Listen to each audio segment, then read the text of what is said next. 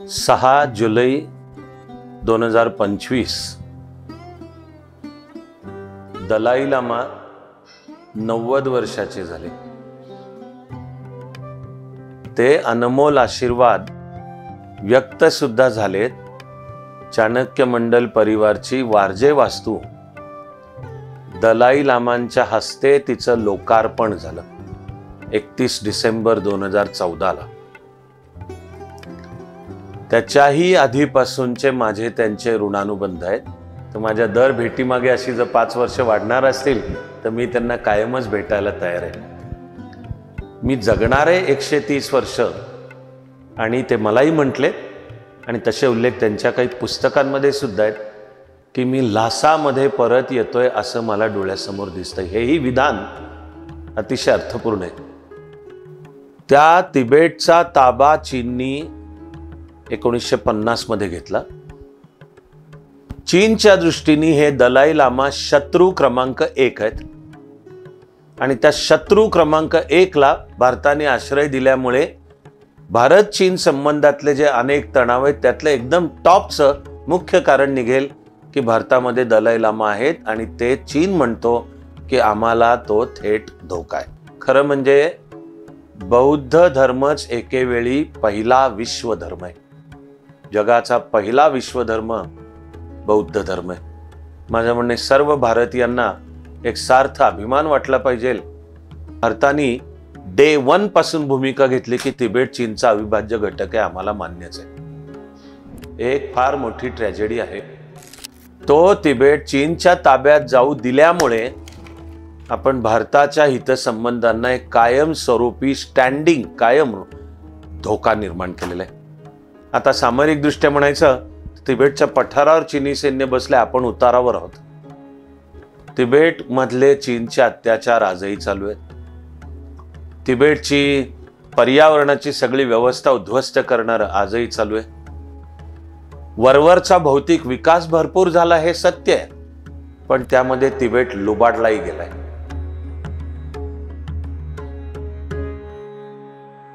सहा जुलै 2025 दलाई लामा 90 वर्षाचे झाले। दलाई लामांचा जन्म 6 जुलै 1935 तिबेट मधल्या पूर्वेकडचा म्हणजे त्यावेळच्या चीनच्या सीमा भागात येणाऱ्या प्रदेशाला खम नाव आहे आणि त्यातलं आमडो हे गाव, तिथला त्यांचा जन्म। त्या जन्माला नेमकं वर्णनही करता येईल की दलाई लामांनी आत्ताचा देह धारण केला तो 6 जुलै 1935। आत्ताच्या 6 जुलैला ते 90 वर्षाचे झाले। त्यांनी 90 वर्षाचे होताना हिमाचल प्रदेश मधल्या धर्मशाला या ठिकाणी जिथे भारत सरकारने दिलेली जागा आहे तिथे त्यांचा सर्व तळे, त्यांची कार्यालय आहेत। तिथल्या एका प्रसन्न कार्यक्रमामध्ये त्यांनी जाहीर केलं की मला 130 वर्ष जगायचं आहे।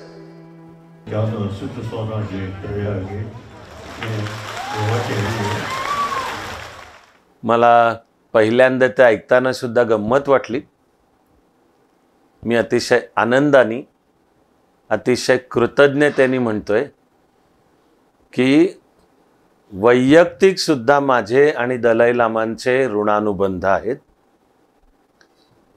माझ्या परीने जे काम हाती घेतलंय चाणक्य मंडल परिवारचं, त्या कार्याला ज्या अनेक थोर स्त्री पुरुषांचे आशीर्वाद आहेत त्यामध्ये अर्थातच दलाई लामा आहेत आणि ते अनमोल आशीर्वाद व्यक्त सुद्धा झालेत।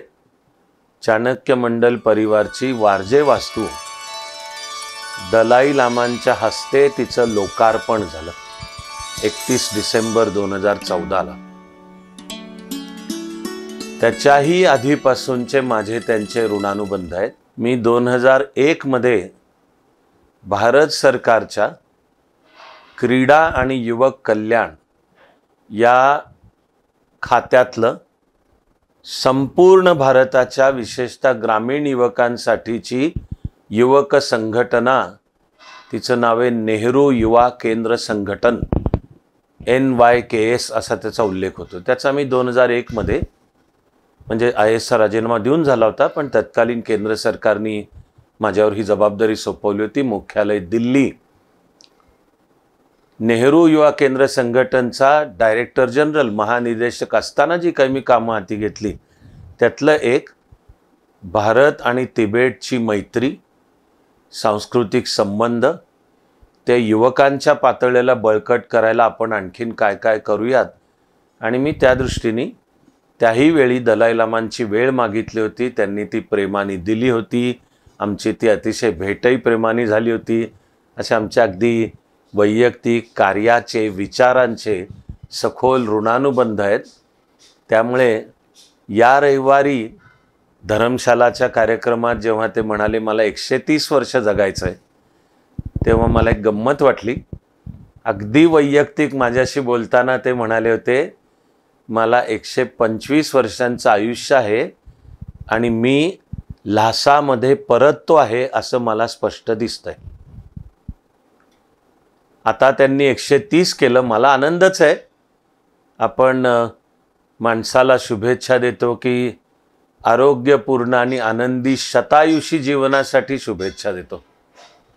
तर एका बाजूला जसं गांधीजींची सुद्धा इच्छा होती मला 125 वर्ष जगायचं आहे, तसे दलाई लामा व्यक्तिशः मलाच एकेवेळी म्हणलेही होते की 125, पण या रविवारी त्यांनी तो आकडा दुरुस्त केला आणि म्हणले 130. मुलांशी बोलतानाही मी गंमत म्हणून म्हणालो की मला म्हणताना म्हटले होते 125, पण त्यांनी माझ्या भेटीनंतर 5 वर्ष वाढवली. तर माझ्या दर भेटीमागे अशी जर 5 वर्ष वाढणार असतील तर मी त्यांना कायमच भेटायला तयार आहे. मी जगणार आहे 130 वर्ष आणि ते मलाही म्हटले आणि तसे उल्लेख त्यांच्या काही पुस्तकांमध्ये सुद्धा आहेत की मी ल्हासामध्ये परत येतोय असं मला डोळ्यासमोर दिसतंय. हेही विधान अतिशय अर्थपूर्ण आहे.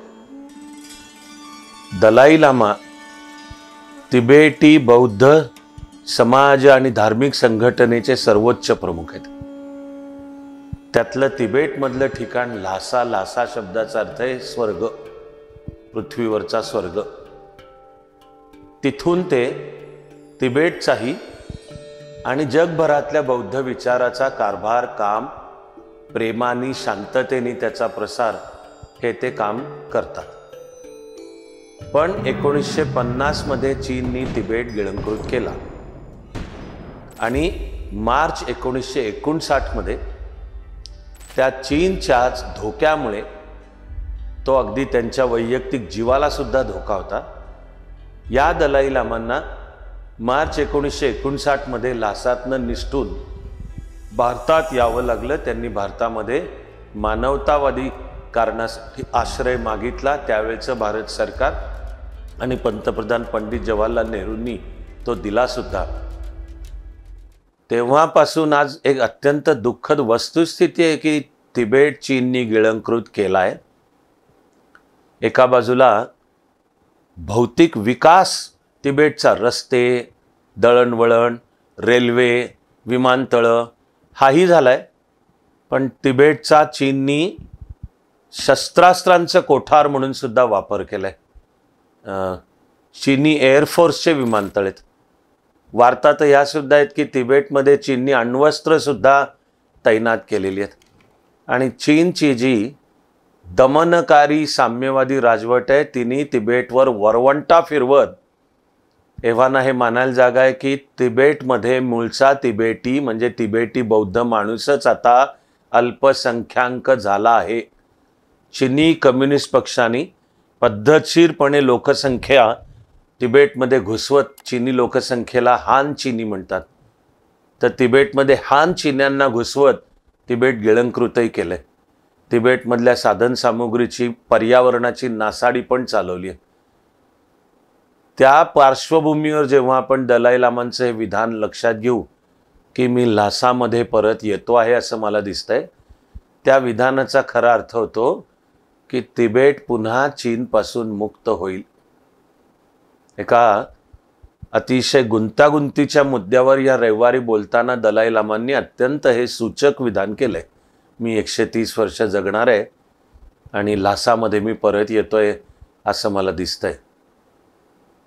90व्या वाढदिवसाला त्यांनी पुढच्या दलाई लामांच्या संदर्भात काही विधानं करून ठेवली. तिकडे धर्मशालाला तिबेटी बौद्ध विचाराचा एक ट्रस्ट आहे, त्याचं नाव आहे गँडेन फोड्रंग ट्रस्ट. आता यातलं हे जे गँडेन ही ल्हासामधला एक सर्वात प्राचीन असा बौद्ध मठ आहे. तो बौद्ध विचाराचं एक तीर्थक्षेत्र आहे. ते माझा चीन आणि तिबेटमध्ये प्रवास झालेलाच आहे. तिबेटमध्येही भरपूर झाला आहे.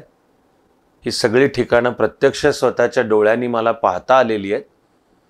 ज्यावेळी तो प्रवास झाला त्यानंतर मी पुण्यात परतल्यावर एक सार्वजनिक कार्यक्रम घेतला होता. त्यामध्ये मी माझ्या भाषणाला शीर्षक दिलं होतं, तिबेट भारत चीनची रणभूमी. आता तुम्हा सर्वांसाठी माझी टीम या बोलण्याच्या खाली त्या भाषणाची लिंकच देईल.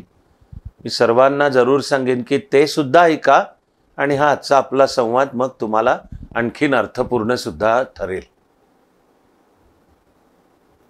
त्या तिबेटचा ताबा चीननी 1950 मध्ये घेतला. चीनच्या दृष्टीने हे दलाई लामा शत्रू क्रमांक 1 आहेत आणि त्या शत्रू क्रमांक 1 ला भारताने आश्रय दिल्यामुळे भारत चीन संबंधातले जे अनेक तणाव आहेत त्यातलं एकदम टॉपचं मुख्य कारण निघेल की भारतामध्ये दलाई लामा आहेत आणि ते चीन म्हणतो की आम्हाला तो थेट धोका आहे. ती जी ल्हासामधला तिबेटी बौद्ध विचाराचा मठ आहे गँडेन फोड्रंग, त्या नावाने धर्मशालात एक ट्रस्ट स्थापन केला आणि 6 जुलैला आत्ता बोलताना दलाई लामा म्हणाले की पुढच्या दलाई लामाची निवड हा गँडेन फोड्रंग ट्रस्ट करेल. इथे सुद्धा एकाच वेळी एक अद्भुत रम्य आणि त्याच वेळी ज्याच्यामध्ये एकूण जागतिक राजकारण, त्यातलं भारत चीनमधलं भूराजकीय जिओपॉलिटिकल संबंध आणि त्यातनं भारत चीन संबंधांमध्ये असलेला संभाव्य तणाव, या सगळ्याचे ते एकत्र मुद्दे येतात. दलाई लामा ही तिबेटी बौद्ध विचाराची एक सर्वोच्च व्यवस्था आहे. तिबेटमध्ये बौद्ध विचार साधारण 4थ्या-5व्या शतकात पोचला, अर्थातच भारतातून. आणि ते महान बौद्ध धर्मगुरू भिक्खू आहेत. त्यांचं ऐतिहासिक नाव आहे पद्मसंभव. पण त्यांचं बौद्ध विचारात आता एखाद्या ईश्वर सदृश स्थान प्राप्त झाले.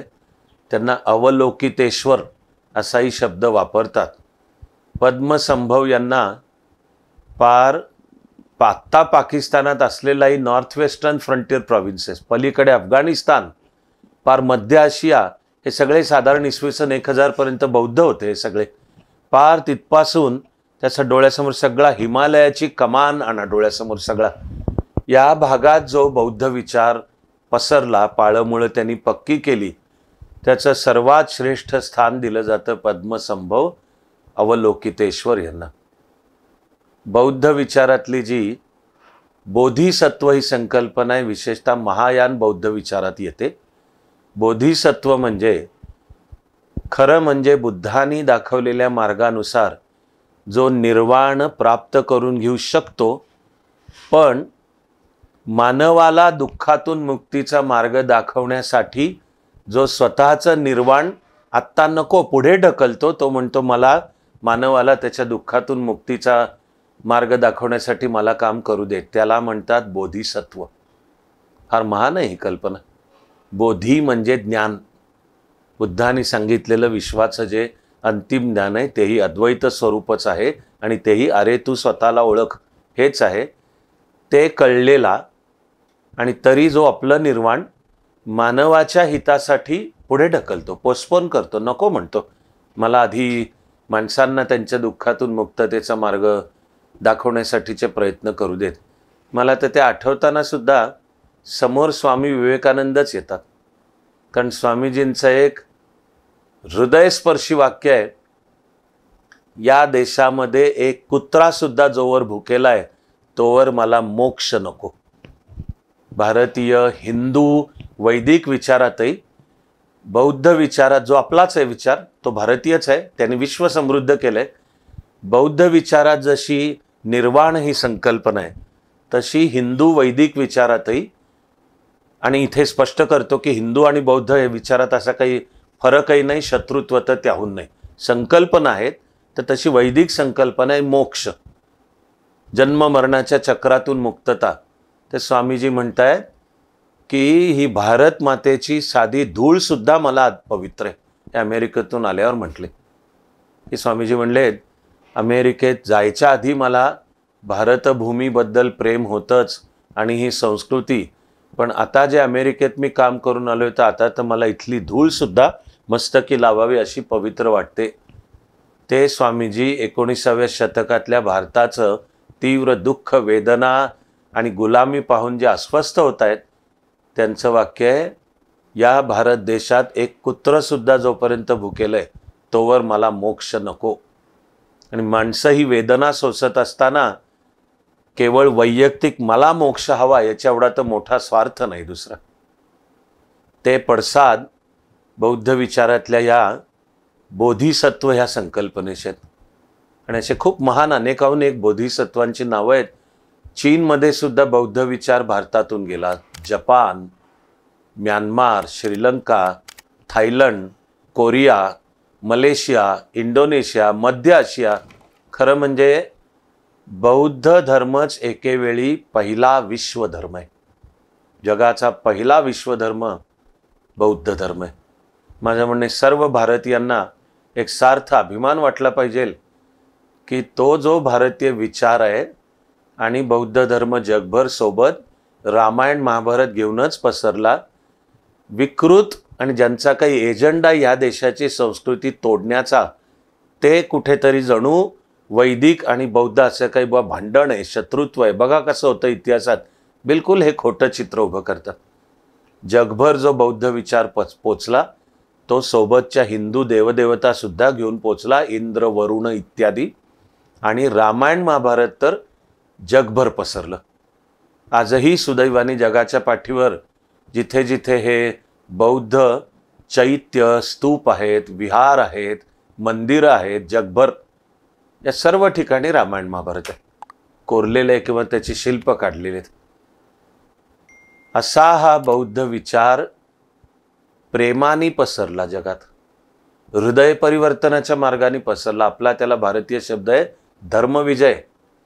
की तो तलवारीने नाही पसरला, तो रक्तपाताने नाही पसरला. तू माझा देव स्वीकार, माझा प्रेषित स्वीकार, माझं पुस्तक स्वीकार, तुझे देव खोटे आहेत, तुझी थोर माणसं खोटी आहेत आणि बऱ्या बोलांनी मान्य करत नसल्यास तर तुझी मुंडकी उडवतो कारण आम्हाला स्वर्गात जागा आहे, किंवा तुझ्यावर आर्थिक वरवंटा फिरून तुला लुटून आमचा देश समृद्ध करतो. भारताच्या वाट्याला ही वेदना आली आहे. पण भारतीय संस्कृती, ती संपूर्ण संस्कृती घेऊन जो बौद्ध विचार जगभर पसरला तो शांततेच्या मार्गाने पसरला, प्रेमाच्या मार्गाने पसरला. भारतीय संस्कृतीने जगातल्या अन्य संस्कृती नष्ट नाही केल्या, उलट तिथे जाऊन आणखी जास्त समृद्ध केल्या. आज तिबेटच काय, हा जो आशियाचा भाग आहे हा सगळा, याला आजही भारताबद्दल प्रेम वाटतं. आजही भारताबद्दल एक विश्वासाचं नातं आहे. या देशातले Myanmar, Sri Lanka, Thailand, Vietnam, Laos, Cambodia, आग्नेय आशिया ज्याचं वर्णन आहे, आनंदाने सगळे आजही सांगतात की आमच्या संस्कृतीचा प्रारंभ भारतापासून आहे. आमच्या संस्कृतीची मूलभूत मूल्य आम्ही भारतामधून घेतलेली आहेत. इंडोनेशियामध्ये सुद्धा आजही, कंबोडिया, इंडोनेशिया, सर्वत्र बौद्ध आणि हिंदू अनेक जिवंत गोष्टी आजही चालू आहेत. इंडोनेशियासारखा देश कागदावर लोकसंख्येच्या दृष्टीने जगातला सर्वात जास्त लोकसंख्या असलेला मुस्लिम बहुसंख्याक देश आहे. तरी इंडोनेशियाची सर्वसाधारण भूमिका आणि वर्तणूक, आम्ही धर्माने मुस्लिम असू पण आमची संस्कृती भारतीयच आहे. इंडोनेशियाच्या राजधानीच्या मुख्य रस्त्यावर, संसदेच्या मुख्य चौकात, रथामध्ये भगवान श्रीकृष्ण अर्जुनाला भगवद्गीता सांगतोय हे शिल्प आहे.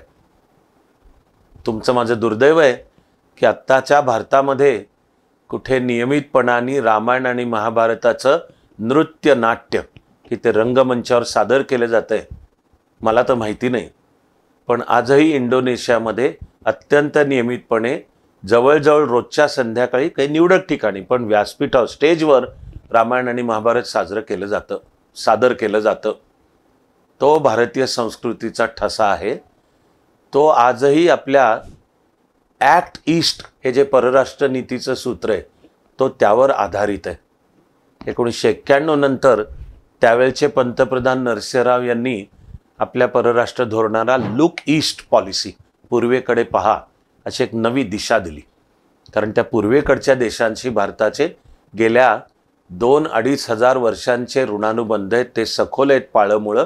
त्यावर आधुनिक आपली परराष्ट्र नीती पण उभी करायला हवी. पंतप्रधान मोदींनी त्या लुक ईस्टमध्ये आणखी भर घालून त्याला ॲक्ट ईस्ट असं दिलं. ते या बौद्ध वारशावर उभं आहे. आणि त्या बौद्ध वारशाचे आजचे महान प्रतिनिधी म्हणजे दलाई लामा. तिबेटमध्ये जो 4-5व्या शतकात हा बौद्ध विचार पोचला, पद्मसंभव, तर भूतान, सिक्कीम, नेपाळमधला सुद्धा बौद्ध विचार, हे सगळे पद्मसंभव यांना अवलोकितेश्वर या रूपात पूजा करत आपले आद्य आमचे गुरु, धर्माचं मार्गदर्शन करणारे असं सांगतात. तर 6 जुलैला आत्ता बोलताना दलाई लामा म्हणाले की त्या अवलोकितेश्वरांशी माझं एक थेट नातं आहे, जणू त्यांचा मी अवतार आहे. तिबेटी बौद्ध विचारातली ही दलाई लामा ही संकल्पना सुद्धा फार हृदयस्पर्शी आहे. लामा म्हणजे भिक्खू, की ज्यांनी तिबेटी बौद्ध विचारात बौद्ध धर्मप्रसारासाठी, बौद्ध धर्मासाठी आपलं जीवन अर्पण केलंय, त्याला लामा. दलाई हा शब्द तसा मूळचा मंगोल भाषेतला आहे. मंगोलिया हा देश, मंगोलिया सुद्धा दीर्घकाळ, आजही आत्ताचा मंगोलियाही बौद्धच आहे. मंगोलिया हे जे आपण ज्यांना मुघल म्हणतो, हे सुद्धा इस्लाममध्ये कन्व्हर्ट होण्यापूर्वी बौद्धच होते. तो मंगोलिया सुद्धा जो बौद्ध विचार मानायचे, ते तिबेटच्या धर्मगुरूला आपला गुरु मानायचे. खरं म्हणजे असंच काहीसं नातं चीनच्या राज्यकर्त्यांशी सुद्धा पारंपरिकरित्या तिबेटी बौद्ध धर्माच्या प्रमुखाचं एक गुरु शिष्य नातं, की चीनचं शासन हे शिष्य आणि तिबेटी बौद्ध विचाराचा सर्वोच्च प्रमुख हा गुरु. तर दलाई हा मंगोल भाषेतला शब्द आहे. त्या शब्दाचा अर्थ आहे ज्ञानाचा महासागर. आणि मग तिबेटी बौद्ध जी संघटना आहे, समाज, सांस्कृतिक आणि राजकीय, शासकीय सुद्धा, तिचे सर्वोच्च प्रमुख म्हणजे दलाई लामा, की ते धर्माचे पण प्रमुख आहेत, राज्याचे पण प्रमुख आहेत. मग त्यांच्या हाताखाली एक पायरी खाली पंचेन लामा असतो. तोही लामाच आहे, पण पंचेन लामाचं काम तिबेटचा दैनंदिन प्रशासकीय कारभार चालवणे. असे आत्ताचे आहेत हे 14वे दलाई लामा आहेत. आणि ती संकल्पना ही आहे की प्रत्येक वेळी आधीचा दलाई लामा हा देह सोडून पुढचा जन्म नेमका कुठे घेणार आहे याच्या काही खुणा त्याच्या भोवतीच्या विश्वासू लोकांना, तसा त्याला एक तिबेटी शब्द आहे कशग. कशग म्हणजे मंत्रिमंडळ. पण आधीचा दलाई लामा आपला देह सोडताना आता मी पुढे कुठे जन्म घेणार आहे. सर्व भारतीय विचारात जी कर्म विपाक आणि पुनर्जन्म ही संकल्पना आहे ती बौद्ध विचारात सुद्धा आहे. अगदी सूक्ष्म तत्वज्ञानाच्या खोलात शिरलं तर वैदिक पुनर्जन्माची संकल्पना आणि बौद्ध पुनर्जन्माची संकल्पना यामध्ये काही सूक्ष्म फरक दाखवता येतील. पण पुन्हा ते अन्वयार्थ लावण्याच्या पद्धतीबाबत आहे, म्हणून काही भांडण्याचं अजिबात नाही. पण पुनर्जन्म स्वतः जे बुद्धही सांगतो की माझ्याही मागे 31 जन्म झालेत. हा जो सिद्धार्थ गौतम बुद्ध आहे तो 32वा, आणि तोही सांगून जातो की मानवाच्या अंतिम कल्याणासाठी मी आणखी एकदा जन्म घेणार आहे. तो बौद्ध संकल्पनेतला 33वा बुद्ध, त्याचं नाव आहे मैत्रेय बुद्ध. आधीच्या सुद्धा बुद्धांची अनेक नाव आहेत. अमिताभ हे एका बुद्धाचं नाव आहे. अंशुमान हे बुद्धाला वापरलं जाणारे सुद्धा विशेषण आहे. ही जी पुनर्जन्माची संकल्पना आहे त्यानुसार तिबेटी बौद्ध धर्माचाही सर्वोच्च प्रमुख तोच असतो, फक्त तो पुढचा देह धारण करतो. आणि मी नवा जन्म कुठे ह्याच्या तो काही खुणा सांगून जातो. हे एक चित्तथरारक आणि अद्भुत आहे.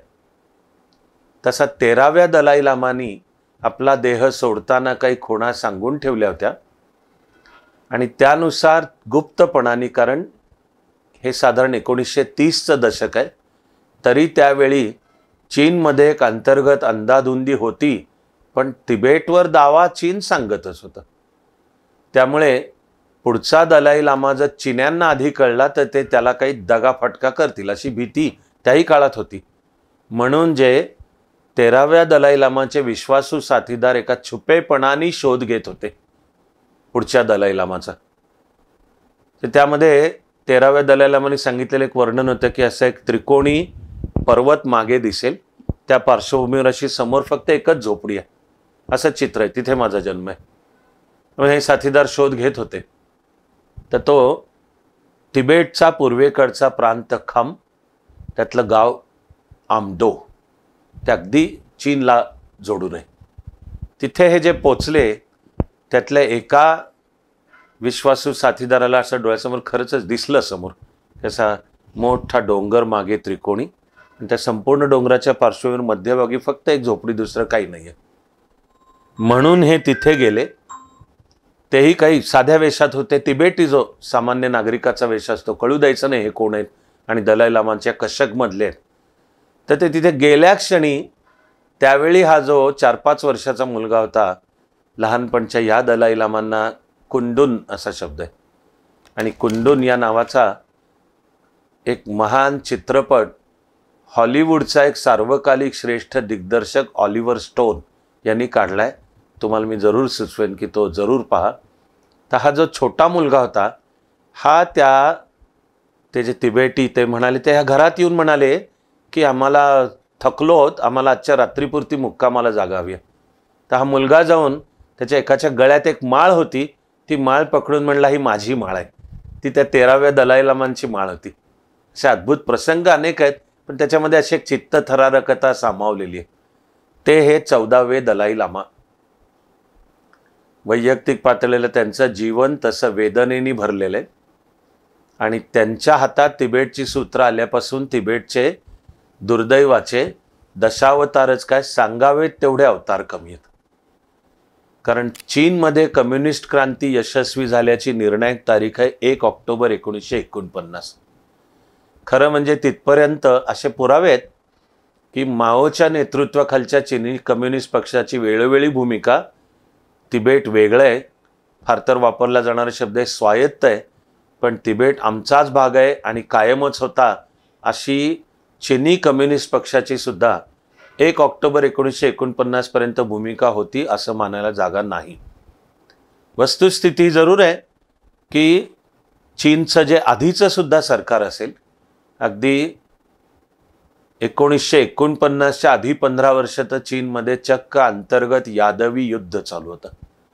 त्यावेळचा चीनचा अधिकृत राज्यकर्ता आहे कुओमिन्तांग KMT या पक्षाचा तसा लष्करी हुकुमशहा चँग कैशेक.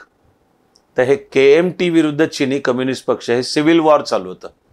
पण त्या काळामध्ये KMTनी दावा केलेला आहे वेळोवेळी की तिबेट आमचा घटक आहे. उदाहरणार्थ एक 1914-15 मधली सिमला परिषद आहे की जिथे त्यावेळचं भारत सरकार, म्हणजे ते ब्रिटिशांचं होतं, तर भारत सरकार, तिबेटचं सरकार आणि त्यावेळचं चीनचं सरकार यांची तिथे एकत्र परिषद झाली आहे. 1914-15 वर्ष महत्त्वाचं आहे, कारण 1911 मध्ये चीनमध्ये प्रजासत्ताक क्रांती, रिपब्लिक रिव्होल्युशन झाली होती. 1911 पर्यंत चीन एक साम्राज्य आणि सर्वोच्च प्रमुख सम्राट होता. तो मांचू घराण्यातला होता आणि ते सत्ता त्यांची 1644 पासून होती. पण शेवटचा मांचू सम्राट, मांचू घराण्याला चिंग घराणं पण नाव आहे, तो शेवटचा मांचू सम्राट आहे 9-10 वर्षाचा मुलगा पू ही. 1911 मध्ये त्याला सत्ता त्याग करावा लागला आणि डॉक्टर सन्यत सेन याच्या नेतृत्वाखाली क्रांती होऊन रिपब्लिक बनलं. पण पुढे एकूण एक गोंधळाचा काळ आहे. वस्तुस्थिती ही आहे जरूर की त्या 1914-15च्या सिमला परिषदेमध्ये तिबेट आणि भारतामधली सीमारेषा आखण्यात आली ती ब्रिटिश अधिकारी हेनरी मॅकमोहन यांनी आखली, म्हणून त्या रेषेला नाव पडले मॅकमोहन रेषा. तर 1915 मध्ये चीनमध्ये अंतर्गत एक अस्वस्थता होती, फुटीरता होती, रिपब्लिकन क्रांती होऊन गेली होती, इकडे KMTचं सरकार असेल, पण ते अजून गोंधळ होता. तरी एक सत्य आहे की त्या सिमला परिषदेत 1914-15तही चीननी निषेध नोंदवून सांगितलंय की तिबेट आमचाच आहे आणि त्याची सीमारेषा ठरवायचा तुम्हाला अधिकार नाही. फक्त तो मुद्दा त्यावेळचं जे तिबेटमधलं सरकार होतं त्यांनीही मान्य केलेला नाही आणि ब्रिटिशांचं जे भारतातलं सरकार होतं त्यांनीही मान्य केलेलं नाही आहे की तिबेट स्वतंत्र आहे, स्वायत्त आहे, सार्वभौम आहे. आपला तिघांचा संबंध आहे म्हणून ही परिषद आपण तिथे बोलवतो. चीननी ही जी मॅकमोहन रेषा आहे ती कधीही मान्य केलेली नाही. आणि आजच्या तारखेला ना आता गेली अनेक वर्ष तर एक चित्र आहे की मॅकमोहन रेषेचा ज्या इतर देशांशी संबंध आहे, समजा भूतान, आधी जे सिक्कीम एक वेगळं राष्ट्र होतं, 1974 मध्ये ते भारतामध्ये एकरूप झालं, किंवा तिकडे म्यानमार, तर चीननी ती सगळी सीमारेषा मान्य केली. फक्त जी भारताशी आहे तेवढी सीमारेषा चीननी मान्य केलेली नाही. आजपर्यंतचा जो संघर्षाचा मुद्दा आहे, आपलं जे नाव आहे अरुणाचल प्रदेश, चीन म्हणतं ते पण आमचंच आहे आणि त्यांचं नाव दक्षिण तिबेट आहे म्हणतात ते. तर भारत चीन मधल्या तणावाचं सगळ्यात मुख्य क्षेत्रच मुळी तिबेट आहे. अभ्यासांती माझी स्पष्ट भूमिका आहे की आपण चीनला तिबेट गिळंकृत करू दिलं त्यावेळी आपण तिबेटच्या स्वातंत्र्य, स्वायत्तता, सार्वभौमत्वासाठी काही एक काडी इकडची तिकडे केली नाही. एवढंच नाही तर पहिल्या क्षणाला मान्यच, सरकारी पातळीला मान्यच करून मोकळे झालो की तिबेट चीनचा अविभाज्य घटक आहे. या सगळ्या भयंकर मोठ्या घोडचुका आहेत, भारत देशाच्या सुरक्षिततेला प्रचंड धोका निर्माण करणारे आहेत आणि जाणाऱ्या दिवसागणित आजपर्यंत आपण त्याची प्रचंड मोठी किंमत मोजतो. आपण चीनमध्ये जेव्हा 1 ऑक्टोबर 1949ला साम्यवादी क्रांती यशस्वी झाली, ताबडतोब चीननी दावा करणं चालू केलं की तिबेट आमचाच आहे. आणि दुसरं तिसरं काही न ऐकता त्यांनी जानेवारी 1950 मध्ये तिबेटमध्ये सैन्य घुसवलंच. स्वतः तिबेटकडे असं काही सैन्य, शस्त्रास्त्र, दारुगोळा, प्रशिक्षित सेना काहीच नव्हतं. तो बौद्ध प्रदेश खरंच शांततेला वाहिलेला. त्यावेळच्या तिबेटनी भारताकडे बघितलं. आधीच्या जागतिक राजकारणात भारतात ब्रिटिशांचं राज्य होतं तोवर त्यांनी तिबेट सुद्धा एक विस्तार होणारा चीन आणि दुसरा विस्तार होणारा रशिया, त्याच्या मधला हा बफर झोन म्हणून तिबेटची स्वायत्तता रक्षण केली पाहिजे. त्यामध्ये भारतीय उपखंडाचे सामरिक आणि भूराजकीय हितसंबंध आहेत, डिफेन्स आणि सिक्युरिटी आणि जिओपॉलिटिक्स, अशी दृष्टी ब्रिटिश सरकारने दाखवली होती. केवढी आपल्याकरता दुःखाची गोष्ट आहे की त्यांना स्वतःचं साम्राज्य सांभाळून भारत लुटण्याकरता भारतीय उपखंडाच्या सुरक्षिततेचा जेवढा आवाका होता तेवढा आपल्या या स्वतंत्र भारताच्या नेत्यांनी दाखवला नाही. ही केवढी तीव्र दुःखाची गोष्ट आहे. उलट पहिले पंतप्रधान पंडित नेहरू जे स्वतः विचारांनी समाजवादी, त्यांच्या लेखी चीनमध्ये समाजवादी क्रांती झाल्यापासून तर आता हिंदी चीनी भाई भाई, भांडणाचं, शत्रुत्वाचं काही कारणच नाही आहे. सरदार पटेल यांनी पंडित नेहरूंना लिहिलेलं एक दीर्घ पत्र आहे चीननी तिबेटमध्ये घुसून गिळंकृत केल्यावर, की ज्याच्यामध्ये सरदार पटेलही जाणीव करून देत आहेत की चीनच्या इतिहासाकडे पाहिलं तर ज्या ज्या वेळी चीनची केंद्रसत्ता प्रबळ आहे अशा प्रत्येक वेळी चीन आक्रमणकारी आहे, विस्तारवादी आहे आणि दोन देशांच्या हजारो वर्षांच्या दोन संस्कृतींच्या इतिहासात आता प्रथमच आपल्या सीमारेषा थेट भिडतात. हा भारताला धोका आहे आणि आपण वेळेतच त्याची पावलं उचलली पाहिजेत, पण उचलली गेली नाहीत. सगळं उलटच झालं. उलट चीननी तिबेटमध्ये घुसखोरी करून बळकावल्यावर ब्रिटननी भूमिका घेतली की तिबेट स्वायत्त आहे असं आमचं मत आहे, पण आम्ही आता भारतावरचा ताबा सोडलाय, आता तिबेटच्या संदर्भात जे भारत करेल तशी आम्ही भूमिका घेऊ. आणि भारताने डे 1 पासून भूमिका घेतली की तिबेट चीनचा अविभाज्य घटक आहे, आम्हाला मान्यच आहे. एक फार मोठी ट्रॅजेडी आहे. तिबेट सरासरी समुद्र सपाटीपासून 15,000 फुटावर आहे, असं वर उचललेलं. भौगोलिक त्याचं नाव आहे पामीरचं पठार, आणि त्याला जगाचं छत, रूफ ऑफ द वर्ल्ड, कारण त्याचं एवढं वर उचललेलं आहे. त्या तिबेटच्या पठारावर एकाहून एक मोठ्या अनेक नद्यांचे उगम पावतात. चीनला पाणी पुरवठा करणाऱ्या 2 महानद्या यांगझे आणि होहँग हो यांचा उगम तिबेटच्या पठारावर आहे. सगळी जी आग्नेय आशिया आहे तिची गंगाच, तिला नाव आहे मेकॉंग. मेकॉंग शब्दच आलाय मा गंगावरून. तिथे मेकॉंग नदीचा उगम तिबेटच्या पठारावर आहे. म्यानमारला पाणी पुरवठा करणाऱ्याही 2 नद्या, इरावती, त्याचा ते उच्चार इरॉडी असा करतात, आणि सेल्वन तिबेटच्या पठारावर उगम आहे. ब्रह्मपुत्र नदी, की ज्याचं तिबेटमधलं नाव आहे सॅंगपो, पण तिबेटच्या माझ्या प्रवासात मी अनुभवलेले की तिबेटी माणूस त्या नदीचा उल्लेख ब्रह्मपुत्र असाच करतो. तिचा उगम तिबेटच्या पठारावर आहे. आपल्या अरुणाचलचं जे असं उत्तर पूर्वेकडचं टोक आहे त्याच्यात थोडं वर ती ब्रह्मपुत्र नदी जवळजवळ 180 अंशात वळून भारतात प्रवेश करते. ते जे the great bend, the great Himalayan blend असं त्याला नाव आहे, त्या ठिकाण चीननी गिळंकृत केलेल्या तिबेटमधल्या त्या ठिकाणाचं नाव यारलुंग आहे. आणि चीननी आता तिथे एक धरण दावा करतं चीन की ते जलविद्युत प्रकल्प आहे आणि तो run of the river project, आम्ही पाणी अडवत नाहीत. पण चीनचा एकही दावा विश्वास बाळगण्यासारखा नाही आहे. आसामच्या सुद्धा वेळोवेळी पक्ष काँग्रेस असो किंवा भाजप मुख्यमंत्र्यांनी याबद्दल काळजी व्यक्त करून चीनच्या एकूण नियत यावर शंका उपस्थित केली. आणि तो भारत चीन ताणामधला सुद्धा एक आहे. आपण त्याच्यावरचे अरुणाचलमधले अनेक उपाय आपण काढतो. पण ती ब्रह्मपुत्र नदी, मग तिकडे कैलास मानसाच्या परिसरात उगम पावून पश्चिमेकडे धावणारी सिंधू नदी, पंजाबला नाव पंजाब ज्यामुळे त्यातल्या महत्त्वाच्या 2-3 नद्या सगळ्यांचा उगम तिबेटच्या पठारावर. तो तिबेट चीनच्या ताब्यात जाऊ दिल्यामुळे आपण भारताच्या हितसंबंधांना एक कायमस्वरूपी स्टँडिंग कायम धोका निर्माण केलेला आहे. आता सामरिकदृष्ट्या म्हणायचं तिबेटच्या पठारावर चीनी सैन्य बसले, आपण उतारावर आहोत. अलीकडे तर माझ्या अभ्यासात असं दिसून आलंय की ही जी चीनी नकाशावरचं आक्रमण, कार्टोग्राफिक ॲग्रेशन, तर म्हणे चीन दावा करते की गंगा नदीपर्यंतचा सगळा प्रदेश आमचा आहे. आणि आपल्या देशामध्ये आजही अनेक अशा घरभेदी शक्ती आहेत की त्या भारताच्या फुटीरतेला चालना देतात, भारताच्या शत्रूंना चीनसकट उचलून धरतात, त्यांच्याशी काही करार करतात, तडजोडी करतात. आपल्याला ह्या अनेक धोक्यांवर एका वेळी लढावं लागणार आहे. त्यामध्ये हे दलाई लामा 1959 मध्ये ल्हासामधनं निसटून आले, कारण जे चीननी सैन्य पाठवून गिळंकृतच केला तिबेट.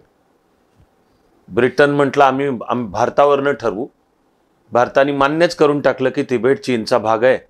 फक्त शब्दांचे इतके खेळ केले, इंग्लिश शब्द सॉव्हरीन आणि सुझरेन, की तिबेट सॉव्हरीन म्हणजे सार्वभौम आहे का तिबेटला एक स्वायत्तता आहे, पण ती स्वायत्तता चीनच्या अंतर्गत आहे. हे एकदम शब्दांचा खेळ करून आपण घात करून घेतला.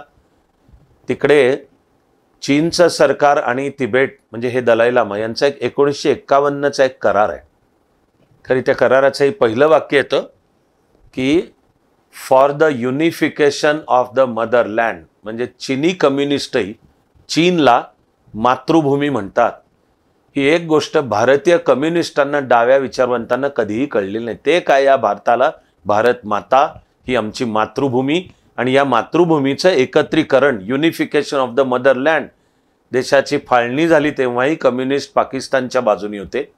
त्यानंतर आजपर्यंत देशातले कम्युनिस्ट ते लोकशाही मार्गाने असोत अथवा हिंसक म्हणजे नक्षलवादी मार्गाने असोत, त्यांचा काय भारताच्या एकात्मतेवर विश्वास नाही. त्यांच्या मते भारत एक नाही, अनेक राष्ट्र आहेत वगैरे वगैरे. भारतीय कम्युनिस्टांनाही युनिफिकेशन ऑफ द मदरलँड ही भाषा कधी समजलेलीच नाही. चिनी कम्युनिस्ट म्हणतात. आणि त्यासाठी हे जे प्रदेश गिळंकृतच करायचे, शिंजियांगचा सुद्धा मुद्दा तसाच येतो. पण 1951च्या कराराची तशी ओळ म्हणून खाली त्याच्यामध्ये मुळात चिनी साम्यवादी पक्षांनी तिबेटला शब्द दिलाय की चीनच्या अंतर्गत पण तिबेटची पूर्ण स्वायत्तता राखली जाईल. तिबेटचा धर्म, तिबेटची भाषा, तिबेटची लिपी, तिबेटची संस्कृती, त्यात संगीत, नृत्य सगळं बौद्ध धर्माभोवती गुंफलेलं आहे. आम्ही ते सांभाळू. पण चीननी हा शब्द कधीही पाळलेला नाही. उलट चीननी तिबेटमध्ये भयंकर अत्याचार केलेले आहेत. हे दलाई लामा भारतात 1959 मध्ये यायच्या आधी त्यांच्या हाताखाली तिबेटचा प्रशासकीय कारभार पाहणारा पंचेन लामा, त्याला त्यावेळच्या चीनी कम्युनिस्टांनी पकडून नेऊन तुरुंगात ठेवलं. भयानक छळ केला, हाल केले आणि असं खूप वर्ष छळ करून त्याला ब्रेनवॉश करून त्याला सक्तीने कम्युनिस्ट बनवण्याच्या प्रयत्नामध्ये. तरी अनेक वर्षांनंतर त्याला सोडलं. त्यांनी पण एक पुस्तक लिहिलं जे मी वाचलेलंच आहे. पण पुढे या दलाई लामांनी साधारण 1995च्या आसपास एक 7 वर्षाचा मुलगा जाहीर केला होता की तो पुढचा पंचेन लामा असेल. तसं या दलाई लामांनी जाहीर केल्यापासूनच्या काही दिवसात ते बाळ, तो मुलगा 7 वर्षाचा गुलच झाला. कुठे गेला आजपर्यंत कोणाला आता माहिती नाही. आणि चीननी एक दुसरा त्यांचं म्हणणं ऐकणारा पंचेन लामा तयार केलाय. चीन म्हणतं तो पंचेन लामा आहे. हे दलाई लामा त्याला मान्य करत नाहीत. चीनला हे माहिती आहे की जोपर्यंत दलाई लामा मान्य करत नाहीत तोपर्यंत तिबेटमधले नागरिक तर त्याला पंचेन लामा अजिबात मानणार नाहीत. आजही धर्मशालाला सुद्धा जर आपण गेलो, दलाई लामांचं जे कार्यालय आणि व्यवस्थापन आहे सगळं तिथे ते 7 वर्षाच्या मुलाचा फोटो लावून ठेवलाय आणि पंचेन लामा हा आहे. आणि तिबेटी बौद्ध नागरिक सांगतात की आम्ही तो मानू. असे दलाई लामा हे जे एक तिबेटी बौद्ध विचाराचे सर्वश्रेष्ठ गुरु आहेत. आणि तिबेटमधला बौद्ध माणूस तर तो आज अनेक अत्याचार सोसतो आहे. चीनच्या राजवटीमध्ये तिबेटमधले 51 जुने मूळचे ऐतिहासिक बौद्ध मठ उद्ध्वस्त करण्यात आले. बौद्ध भिक्खूंवर महाभयानक शब्दात सुद्धा सांगता येणार नाही एवढे अत्याचार झाले. चीनमध्ये सांस्कृतिक क्रांतीच्या नावाखाली जे काही 1960च्या दशकात झालं त्यात सुद्धा तिबेटी बौद्धांवर भयंकर अत्याचार झाले. जे मी नव्हे, माओच्या नंतर जो चीनचा नेता बनला दंग शिओफंगनी याची मान्यता दिली आहे. त्या सांस्कृतिक क्रांतीच्या काळात दंग शिओफंग तिबेटचा चीनी कम्युनिस्ट पक्षाचा प्रमुख म्हणून काम करत होता, पण त्यांनी कबुली दिलेली आहे. तिबेटमधले चीनचे अत्याचार आजही चालू आहेत. तिबेटची पर्यावरणाची सगळी व्यवस्था उद्ध्वस्त करणारं आजही चालू आहे. वरवरचा भौतिक विकास भरपूर झाला हे सत्य आहे, पण त्यामध्ये तिबेट लुबाडलाही गेलाय. मी जवळजवळ त्याला उपमा भारतावर ब्रिटिशांचं राज्य होतं त्या काळाची दिन, की ब्रिटिशांच्या राज्याच्या काळात भारतात काही विकास झाले का नाही. रेल्वे आली, टेलिग्राफ आली ना, ते काय त्यांनी आपल्यावर उपकार करायला नाही आणले, भारताच्या भल्यासाठी नाही आणले, भारताचं शोषण करता यावं यासाठी त्यांनी आणले. तेच तिबेटवरच्या चीनच्या राज्याबद्दल आहे. 1959 मध्ये ल्हासामध्ये जो चीनी सैन्याचा कमांडर होता त्यांनी आदेश काढला की दलाई लामा मला इथे भेटायला या. आणि तो आदेश हा होता की तुम्ही बरोबर कोणाला न घेता भेटायला या. तर आधीचे जे पंचेन लामा ज्या तऱ्हेने गायब झाले होते त्यामुळे या दलाई लामांच्या भोवती जे होते त्यांना अशी भीती वाटली की भेटायला बोलवण्याच्या नावाखाली बोलवून यांनाही पकडून गायब करतील, ह्यांचाही छळ करतील. हे गावामध्ये पण फार वेगाने पसरलं. त्यावेळेला ल्हासाच्या असा मध्यभागी एका टेकडीवर दलाई लामांचा राजवाडा आहे, त्याला पोटाला पॅलेस असं नाव आहे. आणि ल्हासा गावामध्ये खाली जमिनीवर एक दुसरा आहे, त्याला नोर्बुलिंका पॅलेस. तर हे दलाई लामा त्या नोर्बुलिंका पॅलेसमध्ये होते. चीनी कमांडरनी बोलवलं, ही बातमी पसरली. गावामध्येही वाऱ्याच्या वेगाने हजारो लोक त्या नोर्बुलिंका भोवती जमा झाले. आणि या दलाई लामांचे जे विश्वासू सहकारी होते ते म्हणले की तुम्हालाच धोका आहे आणि तुम्ही निष्ठायला हवंय. ते मार्च 1959 आहे. छुप्या पद्धतीने दलाई लामा ल्हासातनं निसटले. 7-8 दिवसांचा छुपा प्रवास करून ते भारतात अरुणाचल मधल्या तावांग इथे ते प्रकट झाले. तावांगला एक फार मोठा बौद्ध मठ आहे आणि तो तिबेटी बौद्ध ज्या मुख्य 4 किंवा 5 केंद्र आहेत त्यातलं ते तावांग हे एक प्राचीन काळापासूनचं तिबेटी बौद्ध विचाराचं फार मोठं केंद्र आहे. दलाई लामांच्या इतिहासातला 4था किंवा 5वा दलाई लामा मूळचे तावांगचे. हा दलाई लामा एक उत्तम कवी पण होता आणि त्यांनी पुढे सांगितलेलं आहे असं एक तिबेटी बौद्ध विचारात म्हणलं जातं की मी पुन्हा तावांगमध्ये प्रकट होणार आहे. तसं मानलं गेलं की हे जे दलाई लामा आले तावांगमध्ये हे जणू ते प्रकटले का. आता चीन दावा करतो सगळा अरुणाचल तावांग सकट आमचा आहे, मॅकमोहन रेषा मान्य नाही, तिबेट तर आमचाच आहे. म्हणून तर 1962 मध्ये भारत चीन युद्ध झालं की ज्याच्यामध्ये आपल्या दुर्दैवाने राजकीय नेत्यांच्या दोषामुळे चीन सगळा हिमालय पार करून पार तेजपूर म्हणजे आता आसामच्या सपाटीचा प्रदेश इथपर्यंत आलं होतं. तर चीन्यांनी त्यावेळी तावांग बळकावलं होतं. फक्त त्यांनी नोव्हेंबर 1962 नंतर सर्व मागे घेतलं. भारत चीनमधला हा मॅकमोहन रेषेचा तणाव आजही चालू आहे. या सर्व पार्श्वभूमीवर जेव्हा हे दलाई लामा आता 1959 पासून भारतात आहेत, भारताने पण जे हजारो वर्ष सहिष्णुतेने काम केलंय ते तिबेटी बौद्ध विचाराबद्दलही केलंय. ते म्हणजे मोठ्या संख्येने तिबेटमधनं निर्वासित झालेले अनेक बौद्ध भारतात येतात, राहतात. भारताने त्यांना प्रेमाने सामावून घेतले, कारण संस्कृती आपलीच आहे, एकच आहे. अगदी कर्नाटकात सुद्धा मडिकेरी या ठिकाणी मोठी जागा देऊन तिथे तिबेटी बौद्ध विचाराचं पूर्ण केंद्र उभं राहिले. दलाई लामा तिथे सुद्धा येत जात असतात. धर्मशालामध्ये तर आहेच. त्याचं नाव सेंट्रल तिबेटन ॲडमिनिस्ट्रेशन. आणि या दलाई लामांनी एक निर्वासित सरकार सुद्धा स्थापन केलं. अधिक आणखी खोलात ज्यांना जायचं आहे त्यांना मी जरूर म्हणेन की दलाई लामांची स्वतःची मिळतील ती पुस्तकं वाचा, पण त्यामध्ये विशेषतः त्यांच्या आत्मचरित्राचा एक पहिला भाग आहे फ्रीडम इन एक्झाईल आणि दुसरा भाग आहे माय लँड माय पीपल. दोन्हीचं मराठी भाषांतर पण आहे, ते जरूर वाचावं. अशाच दुसऱ्या एका अत्यंत असामान्य पुस्तकात स्वतः दलाई लामांनी सगळा बौद्ध विचार, बौद्ध तत्वज्ञान आणि अत्याधुनिक विज्ञान हे कसं एकाच सत्याचं दर्शन घडवतात असं त्यांनी अतिशय अभ्यासपूर्ण मांडलंय. असं वारकरणी वाटायला छोटेखानी साधारण 180 पानांचं पुस्तक आहे.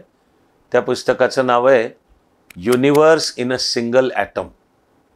हा बौद्ध म्हणजेच भारतीय विचार आणि आधुनिक विज्ञान हे कसे अंतिमतः आपल्याला एकाच सत्याचं दर्शन घडवतात अशी असलेली ती मांडणी.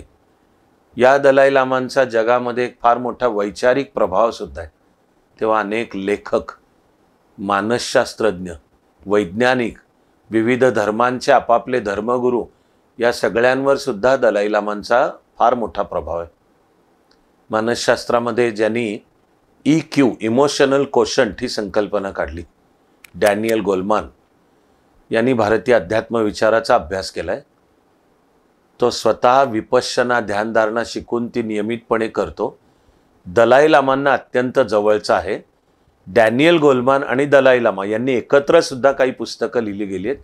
EQ मागे, EQच्या संकल्पनेमागे हा सगळा मूळचा भारतीय विचारच आहे. हॉलिवूडवर सुद्धा प्रभाव आहे. दुसऱ्या महायुद्धाच्या काळामध्ये एक जर्मन, ऑस्ट्रियातला तो जर्मन भाषिक ट्रेकर हेनरिच हेरर भारतात होता, पण दुसरं महायुद्ध पेटलं. आता तो ऑस्ट्रियन म्हणजे जर्मन होता म्हणून भारतातल्या ब्रिटिश सरकारने त्याला कैद केलं.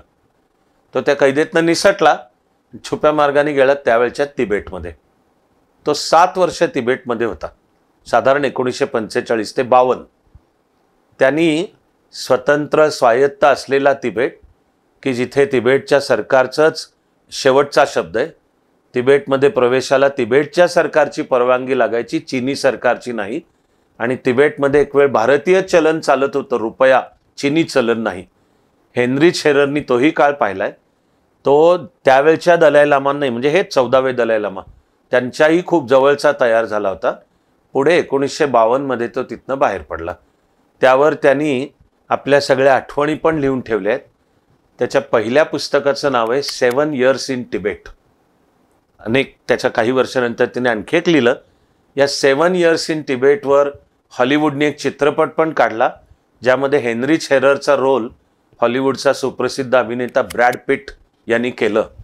तर या चित्रपटात त्यांनी ही भूमिका केली. याबद्दल चीनच्या कम्युनिस्ट सरकारने ब्रॅड पिटला चीनमध्ये यायला बंदी केली की तो चीनचा शत्रू. किंवा दुसरा प्रतिभावान हॉलिवूडचा अभिनेता रिचर्ड गियर, त्यांनी तर बौद्ध धर्म स्वीकारलाय, तो दलाई लामांचा अनुयायी आहे. त्यामुळे रिचर्ड गिअरला चीनमध्ये यायला बंदी आहे. दलाई लामांनी आत्ता रविवारी 6 जुलैला जे अनाऊन्स केलं की माझं अवलोकितेश्वराशी नातं आहे, 130 वर्ष मी जगणार आहे, शारीरिकदृष्ट्या जगतील न जगतील अजून पाहण्याची गोष्ट आहे. माझी आहे प्रार्थना की ते खरंच 130 वर्ष जगावेत. आणि मी ल्हासामध्ये परत जाताना स्वतःला पाहतोय, म्हणजे पुन्हा एकदा तिबेट स्वतंत्र झालाय, तो भारताचा मित्र आहे. आणि चीन मूळच्या चीनकडे गेलाय. हा मधला तिबेट जागतिक शांतता प्रदेश म्हणून भारत आणि चीनमधलाही तो प्रदेश असा एक स्वतंत्र तिबेट. आणि ते सांगताना त्यांनी पुढचा दलाई लामा हा गॅन्डेन फोड्रुंग ट्रस्ट हा करेल हे सांगून चीन समोरच्या अडचणी वाढवल्यात. खरी 1980च्या दशकात एक वेळ अशी आहे की तिथपर्यंत दलाई लामांची सुद्धा तिबेटच्या स्वातंत्र्याची मागणी होती. तिबेट चीनपासून स्वतंत्रच. 1980च्या दशकात जर्मनीमधल्या स्ट्रासबर्ग इथे काही मीटिंग झाल्यात. तिथे दलाई लामांनी काही प्रपोजल दिली, त्याला स्ट्रासबर्ग प्रपोजल म्हणूनच नाव आहे. तिथे त्यांनी आपली भूमिका थोडी बदलली आणि त्यांनी मान्य केलं की तिबेट चीन नावाच्या स्टेटमध्ये आहे, पण आम्हाला त्याच्या अंतर्गत आम्हाला संपूर्ण स्वायत्तता हवी की जिथे तिबेटी धर्म, विचार, संस्कृती, भाषा, लिपी या सगळ्याचं संरक्षण केलं जाईल. चीनी कम्युनिस्टांचा अर्थातच दलाई लामांच्या भूमिकेवर अजिबातच विश्वास नाही. ते अजूनही मानतात की दलाई लामांना अंतिमतः चीन पूर्ण स्वतंत्रच हवा आहे. दलाई लामांना त्यांचं म्हणणं म्हणू दे, अभ्यासांती माझं आहे मत की तिबेट एक बौद्ध धर्माचा शांततामय प्रदेश म्हणून तो स्वतंत्र असणंच जगाच्या सुद्धा हिताचं आहे. आणि त्यामुळे पुढच्या दलाई लामाची निवड ही अत्यंत महत्त्वाची ठरून बसते. चीनचं म्हणणं आहे की तो पुढचा दलाई लामा आम्ही निवडणार. पारंपरिक पद्धत पाहिली तर बरोबर आहे की आधीचा दलाई लामा जे सांगून आपला देह ठेवायचा आणि मग पुढच्या दलाई लामाची निवड व्हायची, पण ती प्रथम झाल्यानंतर त्याला चीनच्या सरकारची अधिकृत मान्यता दिली जायची. ते सुद्धा जे दलाई लामा आणि चीनचं सरकारचं नातं आहे हे गुरु शिष्यासारखं आहे की चीनचं सरकार जणू शिष्य आहे आणि तो शिष्य पुन्हा हा नवा गुरु आहे, त्याला मान्यता देतोय. पण कम्युनिस्ट चायनाने ते बदलून भूमिका घेतली आहे की दलाई लामा असोत, पंचेन लामा असोत, आमची कर्मापा नावाचं आणखी एक पद आहे, ते पंचेन लामाच्या एक पायरी खाली येते, ते त्या मठाचे प्रमुख असतात. बऱ्याच वर्षांपूर्वी 13वा कर्मापा हा सिक्कीममधलं जे रुमटेक ठिकाण आहे तिथला बौद्ध मठ, त्याचा प्रमुख. त्याबद्दलही चीननी घुसखोरी आणि आक्रमकता दाखवून की त्या 13व्या कर्मापाला आमची मान्यता पाहिजेच असा भारत चीनमधला तणावाचा मुद्दा. तर दलाई लामांनी आत्ता 6 जुलैला 90 वर्षाचे होताना जे जाहीर केलं ते चीनला निश्चित काळजीत पाडणारी गोष्ट आहे. चीनी परराष्ट्र नीतीच्या अधिकृत प्रवक्त्यांनी अर्थातच या गोष्टीचा निषेध करून पुढचे दलाई लामा ठरवण्याचे अधिकार आमचे आहेत असा दावा केलाय. दावा खरा नाहीच आहे, पण या 90 वर्षाच्या विश्वगुरू असलेल्या शांततेचा नोबेल पुरस्कार ज्यांना 1989 मध्ये मिळालाय आणि मला तर वाटतं की भगवान बुद्धाचं जणू ते आत्ता रूप आहेत, अशा या दलाई लामांना खरंच माझी प्रार्थना की 130 वर्षांचं आयुष्य लाभो आणि हा बौद्ध धर्माने समृद्ध असलेला तिबेट पुन्हा एकदा आपल्या मूळच्या शांततामय तेजाने प्रगट हो, अशी माझी प्रार्थना आहे.